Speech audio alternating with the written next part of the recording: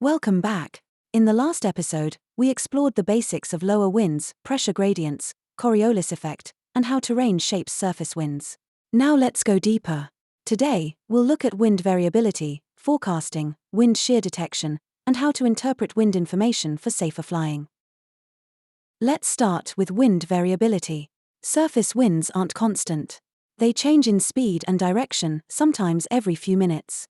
These shifts happen due to friction, terrain, obstacles, and solar heating throughout the day. A calm morning can turn gusty by noon, or a steady crosswind might become a headwind during final approach. That's why it's crucial to monitor live ATIS, windsucks, and runway reports as you approach an airport. One major influence is diurnal variation, how wind shifts during the day. As the sun heats the ground, thermal currents intensify, and winds usually increase by late morning. By evening, cooling reduces turbulence and wind speed. In mountainous areas, this is especially noticeable. Upslope, anabatic, winds dominate during the day, while downslope, katabatic, winds return at night. Expect changing wind directions if you're flying early morning or late afternoon near hilly terrain. Now let's talk about wind shear again, specifically how to detect and respond to it. Wind shear near the surface can affect aircraft performance dramatically during takeoff and landing. It may cause sudden airspeed loss, sink rate increase, or roll instability. Modern airports use LLWAS, low-level wind shear alert systems, and Doppler radar to detect wind shear. If ATC issues a shear alert or winds here warning, take it seriously. Delay your approach or departure if needed.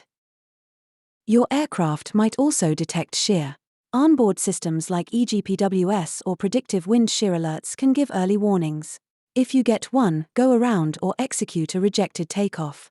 Safety always comes first. Another cue is pilot reports. If the aircraft ahead says winds here at 400 feet on final, you know conditions are changing fast.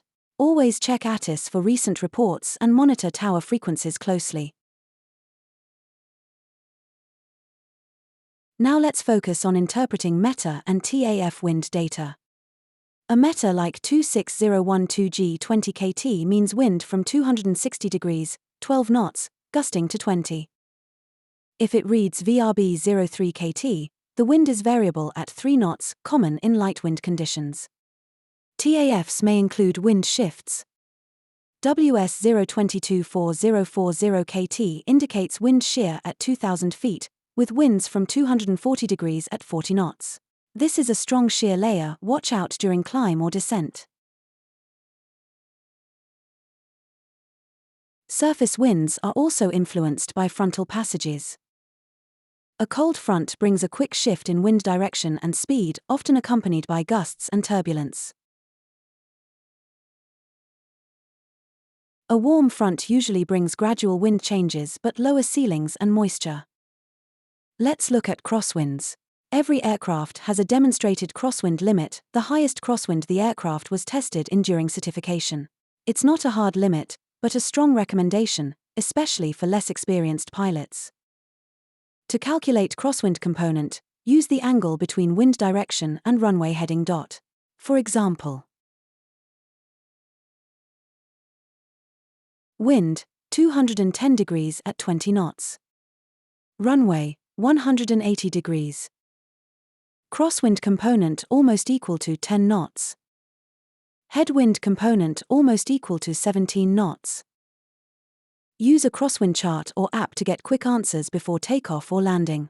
Knowing your limits gives you confidence and safer decision-making. Now let's talk about tailwinds. Most operations prefer headwinds, but some runways may force you to land or take off with a light tailwind. Even 5 knots of tailwind can increase landing distance by 15 to 20%. Always check runway slope, braking action, and landing weight before accepting a tailwind landing. If conditions are marginal, request the opposite runway or delay until winds shift. Let's shift to runway selection. ATC assigns runways based on wind, traffic, and noise abatement. But pilots can always request a different runway if conditions demand it, especially if crosswinds or tailwinds exceed safe limits. Check the windsock as you approach. If it's flapping at an angle, that tells you both speed and direction. It's a real-time, reliable indicator, especially when METARs lag a few minutes. Another surface wind factor: local funnels. Airfields near hills, hangars, or forests may develop wind corridors, localized jets of air that differ from the reported wind. Expect surprises on short final or after liftoff in these zones. Always adjust control inputs accordingly. On takeoff, use aileron into the wind, maintain centerline with rudder. On landing, use sideslip or crab technique, then decrab at touchdown to align with the runway. A quick word on helicopter operations: low-level winds can vary rapidly over short distances. Rotorcraft pilots should pay extra attention to wind flags, dust patterns, and surface friction differences. Now let's tie this all into pre-flight planning. When checking wind data, consider time of day and diurnal variation, terrain features and slope orientation, expected frontal movement or convection, runway alignment and alternate options. Let's do a quick scenario. You're landing at an airport near the ocean in late afternoon.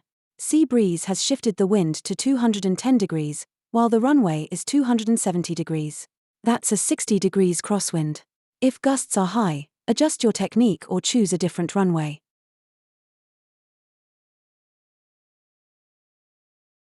Or maybe you're flying into a valley airport in the morning.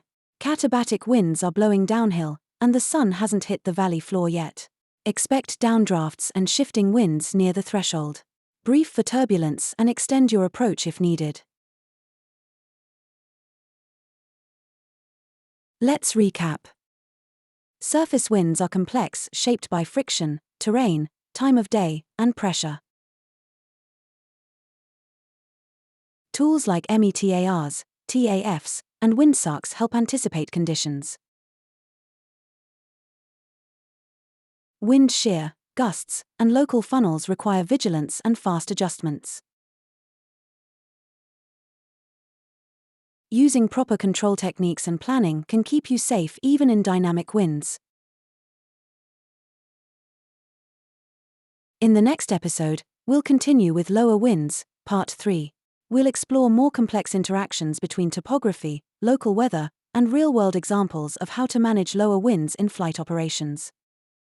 See you in Meteorology number 22, Lower Winds, Part 3.